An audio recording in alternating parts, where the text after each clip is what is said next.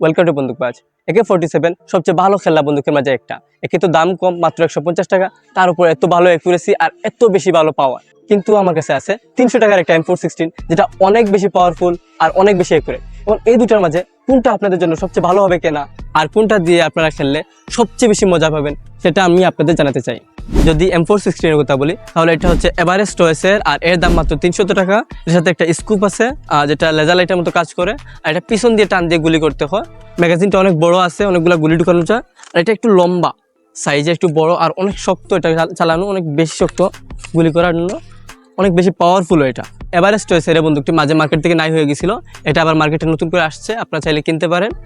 এটার দাম মাত্র 300 টাকা।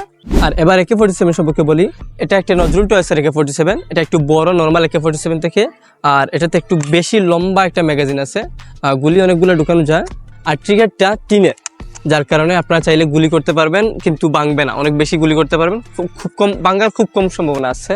আর এটাতে অনেক বেশি অ্যাকুরেসি আছে। আর আমার আগের ভিডিও যদি দেখেন তাহলে বুঝতে পারবেন AK-47 সবচেয়ে ভালো বন্দুকের মাঝে একটা। আমি কয়েকটা ভিডিওতে বলছি, আপনারা যদি কখনো খেলা বন্দুক কিনতে চান তাহলে AK-47ই কিনবেন। তবে আজকের ভিডিওতে কোনটা জিতবে আমরা একটু পরীক্ষা করে দেখে নেই, AK-47 নাকি M416। তাহলে সবার আগে AK-47 দিয়ে শুরু করি। ও, এটা উপর দিয়ে চলে গেছে, এটা নিচে লাগছে, এটা লাগছে ভালো হয়েছে, এটা একটু ভালো লাগছে। বাতাসের জন্য গুলিগুলো উঠতেছে, খুব বেশি বাতাস। হ্যাঁ, এটা একটু নিচে লাগছে। হ্যাঁ, এটা বাইরে চলে গেছে, এটাও নিচে চলে গেছে। সবগুলো বাইরে চলে যেতেছে বাতাসের কারণে, অ্যাকুরেট হইতেছে না, একদম পাশ দিয়ে চলে গেছে। এটাও ভালো গুলি করতেছে না। ও, এটা লাগছে আবার, গুলি শেষ। AK-47 খুব ভালো শুট করেনি, বাতাসে গুলিগুলো উঠতেছিল একটু বেশি দূরে, তো যার কারণে গুলিগুলো লাগতেছিল না, আকাশে বাতাসে উঠতেছিল। তবে অ্যাকুরেসি খুব ভালো থাকার কথা, আশা করছিলাম অনেক ভালো অ্যাকুরেসি হওয়ার কথা, কিন্তু অ্যাকুরেসি তো বেশি ভালো হয় নাই। এবার আমরা একটু M416 নিয়ে ট্রাই করে দেখি ওটা অ্যাকুরেসি কেমন। এবার M416 নিয়ে দেখি, এটা অ্যাকুরেসি অনেক ভালো হওয়ার কথা, আশা করা যায়। শুরু করি। ও, প্রথমটাই লেগে গেছে, অনেক বেশি অ্যাকুরেট, এটা বাতাসকে ফেরে চলে গেছে লাগে। ওরে ভাই, কিভাবে লাগতেছে গিয়ে, বাতাসকে ফুল করে লাগতেছে, আর এটা অনেক বেশি অ্যাকুরেট ছিল না, এটা বাইরে চলে গেছে। আরে নাই,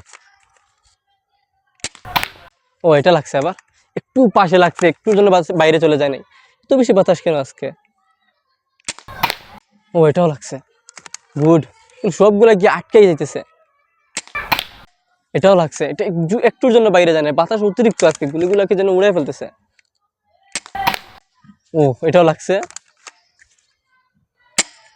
শেষ গুলি অনেক বেশি পাওয়ারফুল ছিল আর অনেক বেশি অ্যাকুরেট। হাস্যকর বিষয় হচ্ছে M416 এর সকল গুলি বোর্ডে লেগে আছে, আমাদের টার্গেট বোর্ডে সবগুলা লেগে আছে, কিন্তু AK-47 এর একটা গুলিও ওখানে নাই। দুইটা লাগছিল মাত্র, বাকি সবগুলো বাইরে।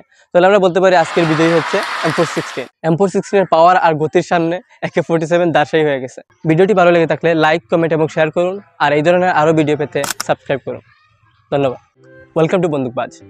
আজকে আমরা M416, welcome to Bandukbaz. Welcome to Bandukbaz. AK-47 দুনিয়ার সবচেয়ে বেস্ট বন্দুক, মানে আর কোনটা দিয়ে আপনারা খেললে সবচেয়ে বেশি মজা পাবেন সেটা আমরা একটু সেটা আমি আপনাদের জানাতে চাই। তাহলে যদি M416 এর কথা বলি,